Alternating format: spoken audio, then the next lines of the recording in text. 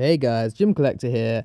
Thanks for stopping by for yet another figure unboxing and review. Today we have Jason Voorhees by Sideshow. Been excited to get this one in, so without further ado, let's get stuck in. Alright, so first of all, let's check out the box art. Nice Friday the 13th down the side, sideshow.com. Another good photo on the back. This looks like a picture of the actual figure itself. Nice box work on these Sideshow figures. I do have to say they're quite good. But let's slide this cover off. And here we reveal Jason himself in his clamshell. Very nice. So you can see that wraparound. Let's get him on out. And there we go. So nice clamshell packaging. I do like these kind of slip-ons that they have. I think it just kind of makes it look nice and premium when you open the figure. These aren't the cheapest pieces after all. So there's two trays. There we go. We've got the accessories below and the figure on top. I think what we'll do first is we will check out the accessory tray to see all the pieces that he comes with. Right, so sliding off the tray, it then reveals all the different bits and bobs that come with this piece. A relatively good selection considering the piece that he is. We do have one of the Sideshow bases, pretty basic and plain, but has a nice glossy finish, looks pretty good, and yeah, there's not much else to say about this. It's a pretty bog standard display stand. So we'll pop that back in. And next we have the axe. Now, these are plastic pieces, but the paint finish is quite nice, and they look pretty well done. So you can see on here it's got kind of a metallic sheen to it, and you can see the blood at the end of the axe as well. They've done a good job on that. Going on to his iconic machete. So when I think Jason, this is the piece I think of. Again, nice metallic sheen to the blade, which is good to see. A bit bendy, a bit flimsy feeling, if anything. But again, you know, a nice accessory. And you have to have that accessory with Jason. It's the main thing really that comes with him. And then he comes with a couple of hands which have the hand pegs like already placed into the wrist, which is nice to see. But these are essentially his gripping hands. He has relaxed hands already on the figure.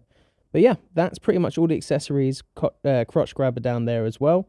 But now, without further ado, let's look at the figure himself. Alright, so more clamshell to remove. And here he is, the big dude himself, Jason. There we go, get that out of the way. Nice kind of weight to this figure, which is good to see. Sideshow's bodies, while not quite Hot Toys level, they are quite nice. They're well done. We can see his kind of plain shirt on the back here.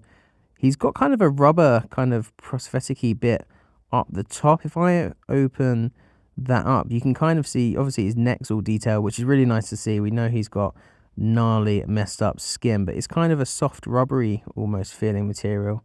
You've got his undershirt there as well. Let's button that back up. But the figure's good. You get a good double bend in the elbow, which is nice to see. Yeah, exposed wrist pegs, one of the banes of our existence, but kind of unavoidable, I think, with this. At least the forearms are, they match the rest of the figure. Almost a double bend. Well, no, it's a double bend. Double bend of the knee there as well. There you go. You've got a bit of a swivel in the thigh joint. He moves up to the side. Now, this bit's impressive. So he's got so much movement. You can pretty much sit him all the way down. Now, that's a rarity in a figure these days. I don't know why you'd have him pose like that, but, you know, you could if you wanted to.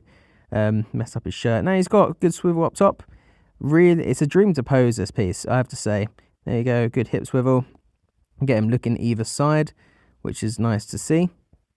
All right, moving on down now, just looking at his trousers. A bit of blood work here. Overall, he's a pretty clean figure. He's got a bit of weathering. You can see it at the bottom of the trousers there, next to his boots. His boots, again, nicely detailed and well crafted. The laces, for example, great sculpt work on that. It's really nicely done. And I have to say, the more I look at this, the more I notice little details. I did think he looks a little bit bland at first. And, you know, from far away he does, but he's got some good detail. Now, looking at the head sculpt, you can see his eyes, his beady, creepy little mismatched eyes up top. He's got a bit of head swivel as well. The detail on the mask is really nice. It doesn't come off, but it does have these elastic straps on the back, which do kind of move around. There's almost a groove in his head there where it goes. But nice detailing on the back of his head with his poorly deformed head. But yeah, it's a fantastic looking piece. What we're going to do now is we're going to whack him in some poses, and we're going to check out what you can do with him. See you in a sec.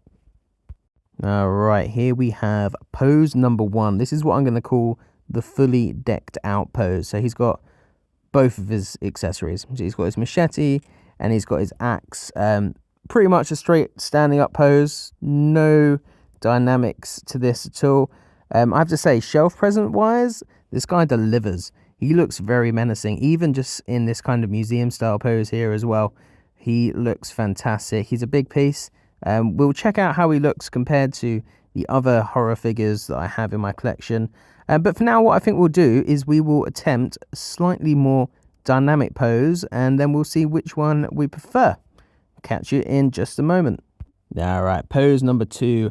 More of a dynamic pose, or at least this is as dynamic as I could figure out to kind of make this piece without it looking silly. So this is clearly him raising his axe over his shoulder, ready to give you a full-on chop, not something that you'd ever want to experience.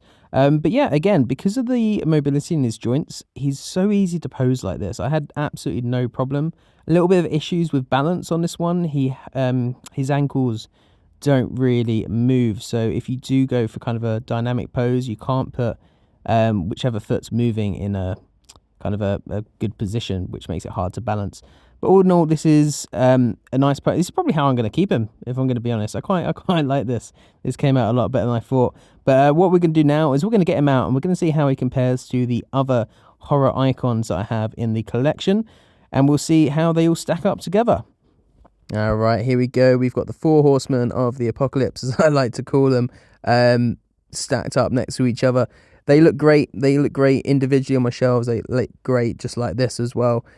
Love to see it. I feel like I finally got my horror collection, horror icon collection complete. Jason, just quickly, compared to the others, he looks a bit bland, but he does fit in really nicely. His movement's really good. As a rating, I'm going to give him a solid 7 out of 10. I'd like to see a bit more weathering on his outfit, and I'd like his mask to be removable, to have a face sculpt behind it. I feel like that would have really leveled this figure up compared to the others. But yeah, all in all, really happy with this. Thanks again for watching, guys. I'm going to try and get a video out going forwards every single Sunday. So if you want to see more videos, make sure to tune in then. Thanks for stopping by, and I hope to see you again. Bye.